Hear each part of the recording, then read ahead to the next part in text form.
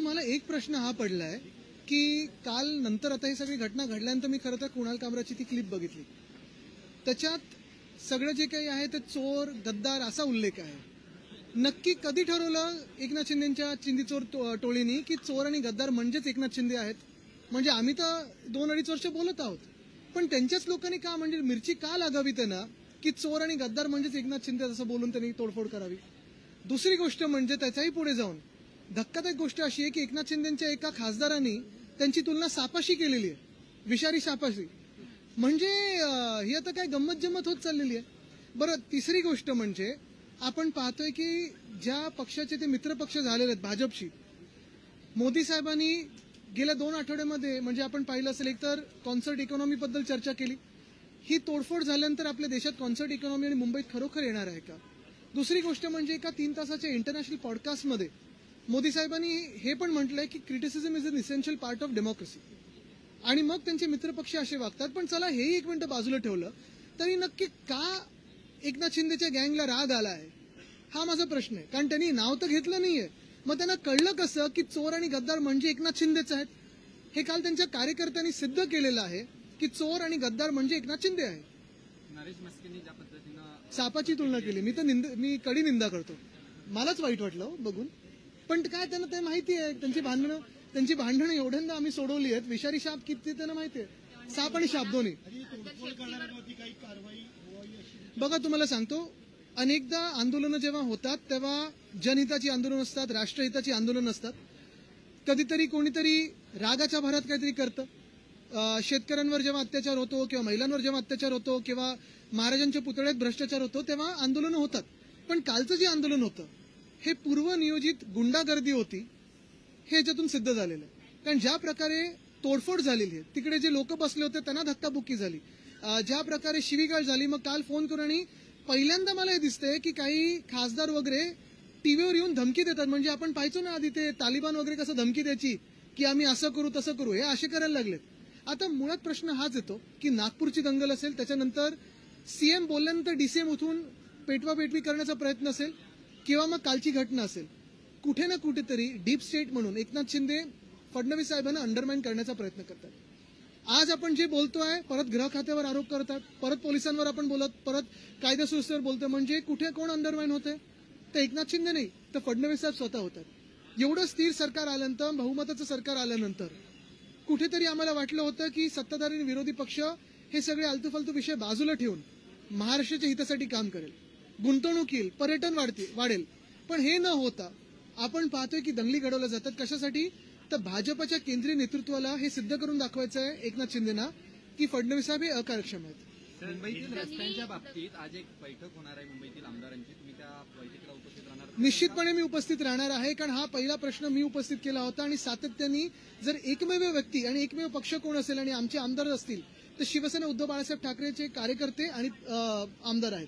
आपल्याला आठवत असेल 15 जानेवारीला हा 6080 कोटीचा घोटाळा मी लोकांसमोर आणला होता.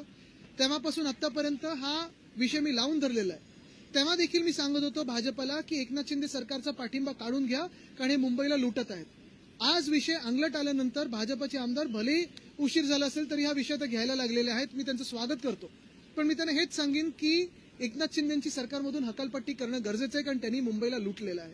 हा 6080 कोटीचा घोटाळा आहे. आणि मला एकच गोष्ट अपेक्षित आहे, पारदर्शक आमदारांची समिती आणि पारदर्शक ईओडब्ल्यूची चौकशी ह्या रोड स्कॅमवर व्हावी.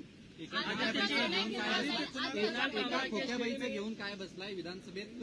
सगळेच खोक्याबाई बसलेत असं विधान राज ठाकरेंनी काल केलंय. असूही शकतं.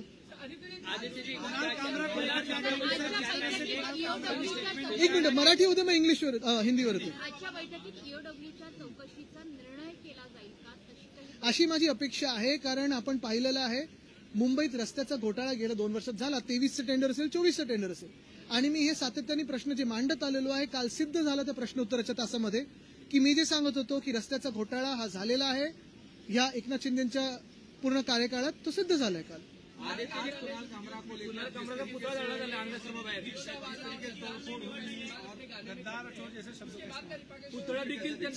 सवाल यही है कि कल जो कुणाल कामरा की क्लिप मैंने देखी, ये सब आंदोलन के बाद देखी, ये तोड़फोड़ के बाद देखी, सवाल यही मन में उठता है कि कब एकनाथ शिंदे के कार्यकर्ताओं ने भी तय किया कि गद्दार और चोर यानी एकनाथ शिंदे है। मिर्ची क्यों लगी? क्योंकि नाम तो किसी का लिया नहीं है, वो किसी के बारे में बोलता होगा। मिर्ची क्यों लगी? दाढ़ी चश्मा वो सब जो बोला है वो एकनाथ शिंदे पे ही क्यों बोला है?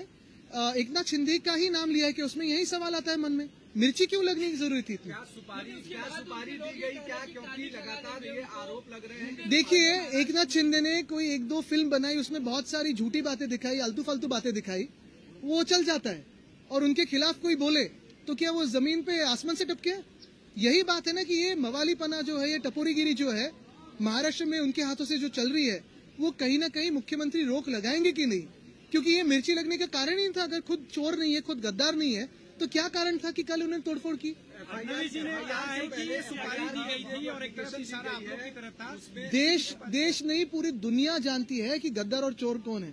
लेकिन अब तक तो ये एकनाथ शिंदे नहीं मानते थे। अभी कल जो हमला किया उन्होंने, तो अभी शायद मानने लगे हैं कि गद्दार और चोर अगर किसी के बारे में बोले तो वो खुद है। देखिए, ये सारी बातें जो है, ये सारी बातें सुपारी वुपारी की जरूरत नहीं है। ये तो उनके मन से आई है और हम पे भी टिक्का की है ना उन्होंने। कुणाल कामरे ने कितने बार हम पे बातें की है, कितने बार सारे लोगों पे की है। कल तो मोदी साहब पे भी की है, बहुत लोगों पे की है, लेकिन किसी की रिएक्शन इतनी नहीं आई। कितने बार पिछले 20 सालों में, 25 सालों में प्रधानमंत्री महोदय पे बातें हुई है, बहुत सारे लोगों पे बातें हुई, लेकिन कोई ऐसे रिएक्ट नहीं करता है। कल की बात कुछ अलग मिर्ची लगाने वाली बात थी, ऐसे ही रिएक्शन है।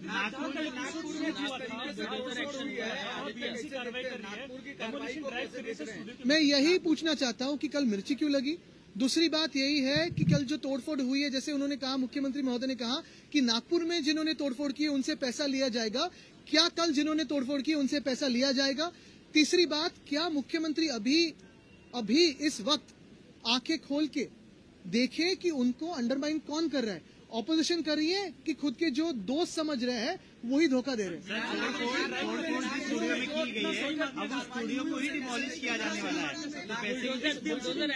ये बुलडोजर राज बिल्कुल ठीक है, लेकिन ऐसे ही कार्रवाई क्या कोरटकर पे करेंगे? क्या सोलापुरकर पे करेंगे? क्या वो कार्रवाई कोश्यारी जी पे करेंगे? और क्या ये एकनाथ शिंदे की जो चिंदी चोर है वो कोरटकर और सोलापुरकर पे चिल्लाएंगे ऐसे? अर्बन नक्सल की बात मुख्यमंत्री विधानसभा में कहते हैं, इसको कैसे देखते हैं? अरे चलो फिर, उनका अगर अर्बन नक्सल ये शब्द आया है तो इसका यही एक अर्थ बनता है कि अभी सरकार चलाना इनको मुमकिन नहीं है। क्योंकि जब जब अकार्यक्षम सरकार होती है, जब जब ये लोग कंफ्यूज हो जाते हैं, अंदरूनी झगड़ों में लग जाते हैं, तो फिर किसी को माओवादी, अर्बन नक्सल, ये सारी बातें उछल के लाते हैं। मुंबई के रास्तों को लेकर के एक मीटिंग होने वाली है, उसको कैसे आप खुद क्या रहे हैं? लेकिन क्यों कुणाल कामरा माफी मांगे? क्या गद्दार और चोर ये एकनाथ शिंदे ही है? तो फिर कुणाल कामरा बिल्कुल माफी मांगे, लेकिन एकनाथ शिंदे ने पहले जवाब देना चाहिए कि वही गद्दार और चोर है। मुंबई की सड़कों को लेकर जाने वाले हैं, उस मीटिंग में 15 जनवरी 2023 के दिन मैंने आप ही के माध्यम से लोगों के सामने मुंबई के रास्तों के घोटाले के बारे में सारी बातें लाई थी, आप ही के माध्यम से जनता के सामने रखी थी। और सिर्फ ऐसी बातों में नहीं, हवा में बात नहीं कही थी, तो सारे डॉक्यूमेंट, सारे दस्तावेज मेरे हाथों में थे कि कार्टेलाइजेशन कैसे हुआ, कैसे 5 कॉन्ट्रैक्टर्स को काम दिया गया, कितने प्रतिशत काम अभी हुआ है।